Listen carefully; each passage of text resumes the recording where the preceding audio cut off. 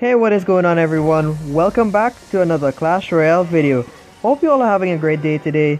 And before we get things started off, I'd just like to mention that this video is going to be a little bit different from what we usually touch on here on these videos. Now, as most of you local viewers would know by now, there is a local competition between the top clans really, just to see who's top dog, so to say.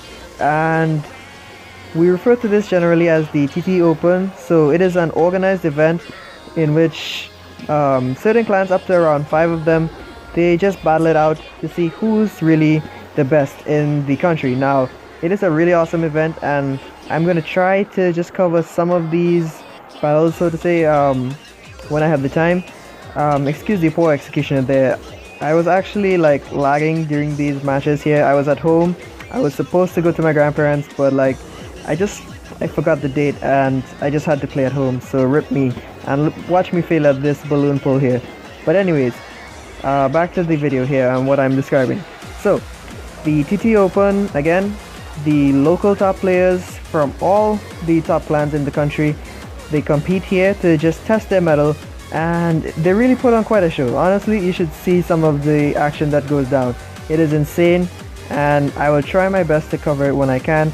If I participate, if I have the footage, I'll see what I can do, guys. So yeah, this is gonna basically be me fighting some of the better players in the country in some of the top clans, and I must say, guys, it was really interesting. I'm really surprised how I did overall because of the lag issues I had.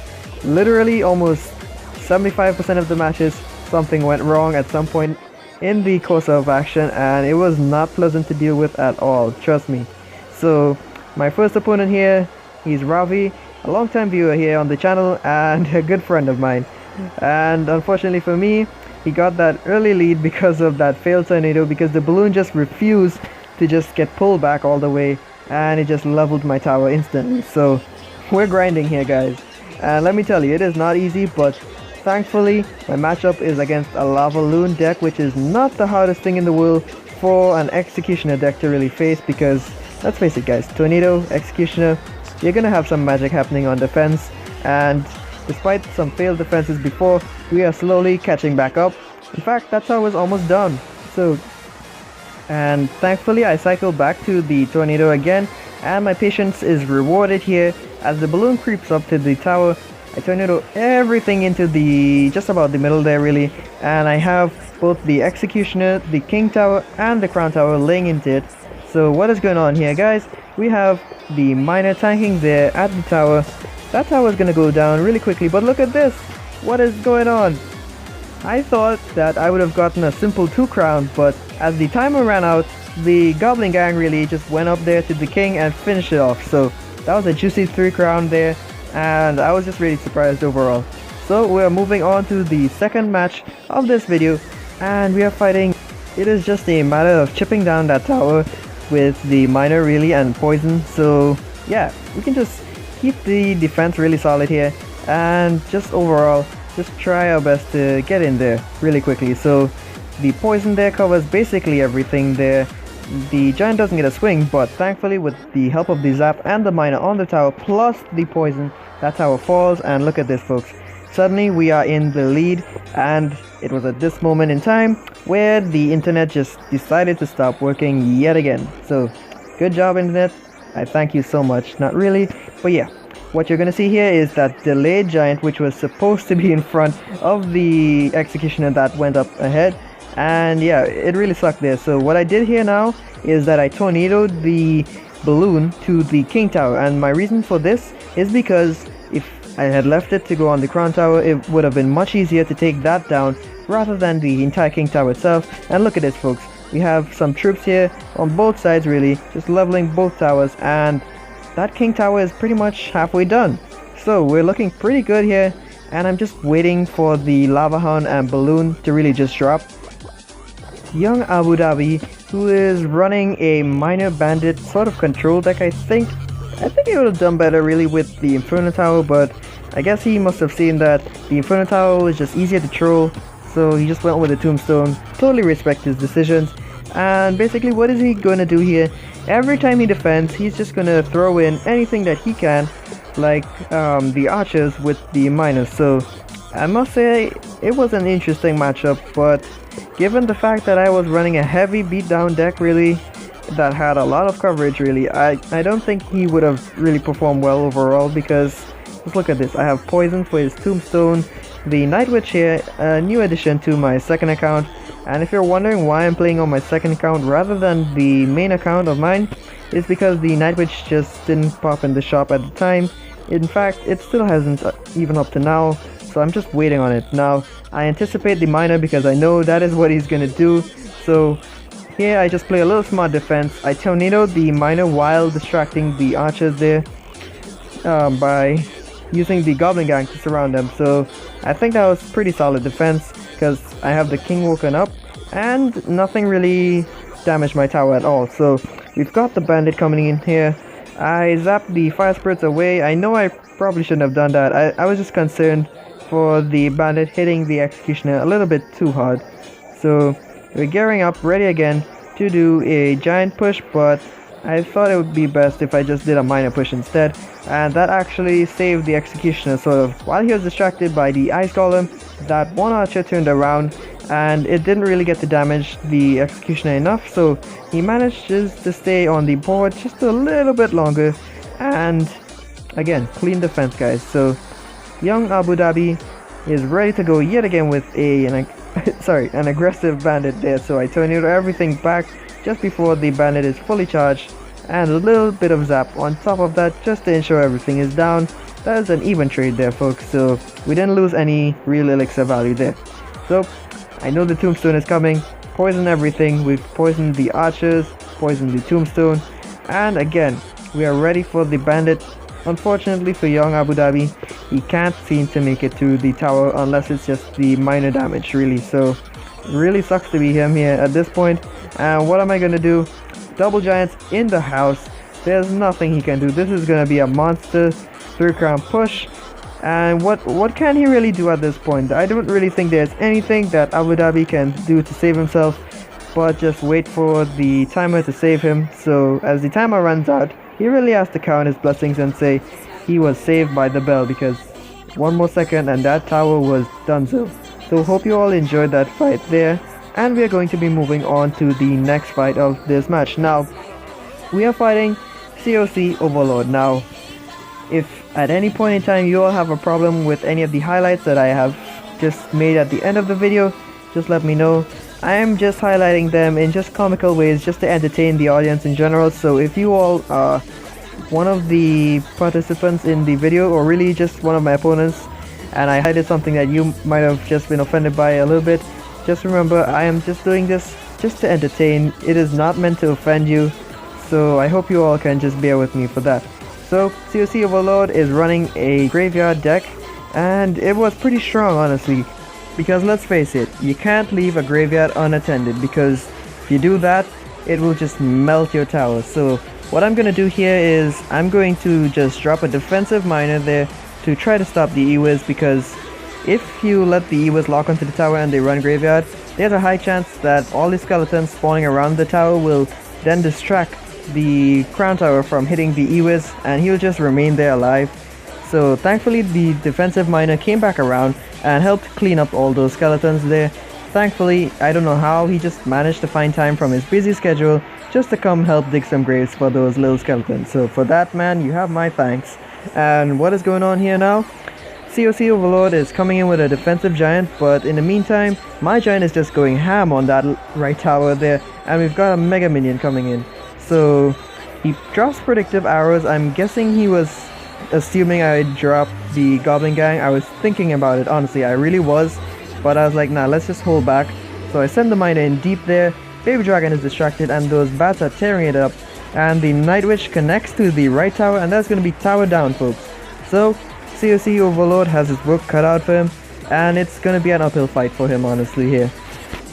So he really has his work cut out for him, as I said, and he's gonna drop a fireball in the executioner there just to get some chip damage on the tower, but that was not advisable really to do, because executioner has a lot of HP, so it's gonna take a lot more than just a fireball to kill him. In fact, it takes like a fireball log or sometimes just more than a lightning alone. He survives lightning, guys, so that is really something interesting there. I tried to remember something a friend told me about fighting Graveyard by tornadoing the tank backwards there, but I kind of failed because if I did it earlier it would have succeeded. So that is a lot of damage being done there. And look at this fireball here, guys. COC Overload. I'm not sure if he was lagging, he missed, his finger slipped or what, but that fireball was just absolutely horrible there. So I'm really not sure how that happened, but it did. And look at this tornado I'm about to do here, folks. Look at it here. I tornado everything to the to the giant, really. So that was a waste. What I should have done was use the tornado instead of the goblin gang, and what that would have done is it would have pulled the mega minion from the executioner straight onto the giant and save him some HP, and he'd just continue doing work against it. So with that is just gonna wrap things up for this battle. It was kind of tough a little bit at some points in time because it's Graveyard, you have to really play carefully. If he had ran poison, I'd have been a little bit more screwed, but thankfully he did not. Alrighty folks, we are on to the fourth match of this video, and before we continue, I'd just like to say a special shout out to I Am Lyndon. Dude, you played well. Yesterday, really, or last night, we had the playoffs really for my clan versus another clan, and I faced off Lyndon in the first round really. I won the first match, but he said there were some lag issues, so I really hope that wasn't the only reason that I won. But at the end of the day, really, out of 3 he bested me. It was 2-1 really, so GG to you, bro. And what's going on here? He tornadoes the Goblin Gang and the Night Witch and the Miner backwards, but unfortunately for him, the Night Witch is tanking there and she's going to take that tower. His deck is really strong, and my deck was not the strongest against his really. It's just like how I played it, and because he did not know what it was yet at the time, that is why I was able to just come through at all. So yeah, I just had that much going for me because of the element of surprise. I could have tornadoed the Hog Rider to the King Tower, but that did not make much sense at the time because the P.E.K.K.A was tanking already. That would have been just asking for trouble, honestly, there. So he actually has quite a few counters really set up for most things that would just address the P.E.K.K.A or the Hog Rider. So he's got like the Lightning for Inferno Towers, Inferno Dragons, Musketeers and Witches and stuff. He's also got the Log for like Goblin Barrel, Goblin Gang, Skeleton Armies. He can use the Log on Graveyard as well. Also look at this Executioner placement here. I didn't have much on defense here really, but I placed the Executioner so that it could line up shots on both his Knight and the Executioner. So with the help of the tower, that is gonna do work. And I dropped the Miner in, sneaky as always. You gotta know that I would just always just support some leftover troops really, just to pressure the opponent, because sometimes it's just making full use of those half-dead troops really, or just like troops on critical HP. It really helps out at times and it does wonders for you. So I tornado everything to the center there. I kind of panic with the Goblin Gang, but they aren't really going to get any damage done. Well, the Hog Rider isn't going to get anything done, and look at this. I knew he was going to address the giant there, so what am I going to do? I'm just going to switch lanes with the Night Witch that I had left over again. So you'll see me doing that a lot really whenever you watch me battle, especially when I have Miner and stuff in my hand. I often switch lanes really, because if I see sometimes that things aren't going my way and it is possible to just make a good push on the other side, I will go the other lane. But depending on the size of the push, I might actually be pressured to defend like anyone else. So it really depends on the situation at hand. And look what I did here, folks. I saved the Executioner there. This is what you gotta do, guys. Whenever your troops are low on HP, if you have like a Knight, I don't know, a Giant, Ice Golem, anything like that, you can actually make those support troops just last so much longer if you just shove them away from whatever melee attacking troop that you have incoming at them. So you can just do that to really exploit them for all the possible value that they can hold. So like a Musketeer, Executioner, anything like that, you can just pretty much exploit their capabilities and just keep them on the board just so much longer and annoy your opponent. And look at this here. We are fighting Rick from the Immortal Vikings, and I see he dropped the Night Witch, so as the Executioner was in hand. It's the best counter really for the Night Witch there that I had available. I pre-poison here, getting rid of those minions and covering the giant from any possible low HP troops like the Skeleton Army or another minion horde or something like that. And if you notice here, Rick is actually playing the Royal Giant, so I'm not really too scared about the Royal Giant. It's not the most overpowered thing there, but my big mistake though, I already used the Goblin Gang, so I didn't really have anything to distract the E-Bobs there. But thankfully, I managed to just get by with my defense there, and we have a decent push really coming up here. So we've got the Night Witch with her bats spawning there. He drops the Executioner, and I'm just gonna send a Miner basically, and look what I do here. The Miner is going to be taking out the Executioner while the giant just goes ham on that tower there, bringing it down. Unfortunately, the King Tower and stuff, it kind of helped kill the Miner faster, so the Executioner does live to see another day. Thankfully, I have my own this time, and he did not get a taste of my tornado yet, so I'm pretty much just saving that. Unfortunately for him, his own Executioner there wanders into the crossfire of my Executioner's swinging axe and immediately goes down. He has another Night Witch really coming up here, and I'm just gonna let that die off basically because I know that is pretty much done. And I'm just gonna really work on the opposite lane because I am not gonna let him build a stronger push. And the fact that I had 3 spells in my hand at the time, yeah, this deck was really experimental. I adjusted it later on, and look at this, I was waiting for the E-Bobs there, so I managed to kite one away, and what I do here is I try to tornado but I fail. I actually failed a lot of tornado plays recently and it cost me a few games, so I'm practicing again just to get the hang of better tornado gameplay really, to wake up the king against like Hog Riders, Giants and stuff.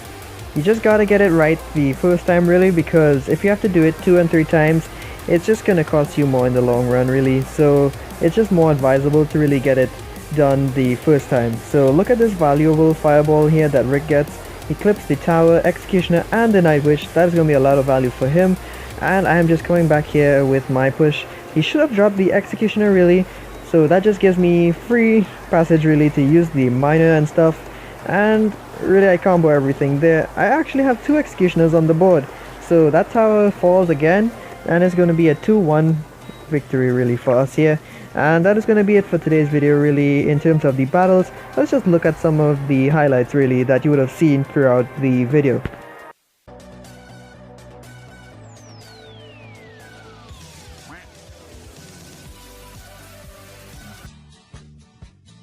Hello darkness, my old friend, I've come to talk with you again.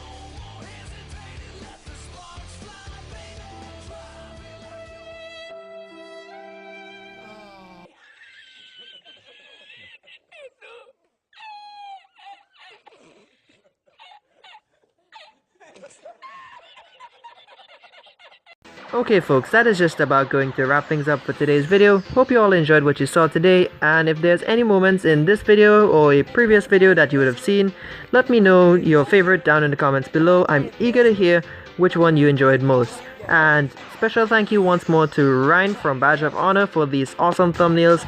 Keep them coming dude. I'll leave his clan tag in the description down below.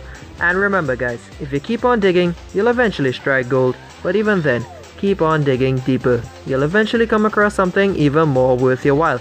So thanks again everyone for stopping by, and I hope to see you all in the next one. Peace out guys.